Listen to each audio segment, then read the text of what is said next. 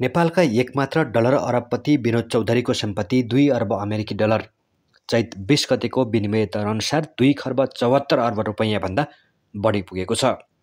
फोर्ब्सले जारी गर्ने अरबपतिहरूको सूचीअनुसार उनको रियल टाइम नेटवर्थ 2 अर्ब डलर पुगेको हो।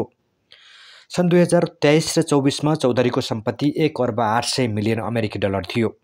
वर्ष दिनमा उनको सम्पत्ति 200 मिलियन डलरले बढेको छ। हाल उनी विश्वका धनाढ्यहरूको सूचीमा 1731औं नम्बरमा छन्।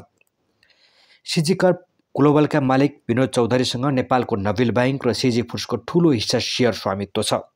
सिजी फुड्सले उत्पादन गर्ने वाइवाई नेपाल बाहेक भारत, बङ्गलादेश र सर्बियाको फ्याक्ट्रीबाट समेत उत्पादन हुन्छ भने इजिप्टमा नयाँ फ्याक्ट्री निर्माण भइरहेको छ।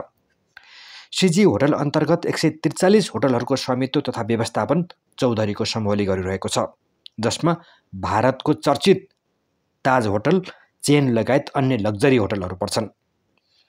69 वर्षका चौधरी सन् 2013मा पहिलो पटक 1.1 अर्ब डलर सम्पत्तिका साथ फोर्ब्सको धनाढ्य सूचीमा परेका थिए।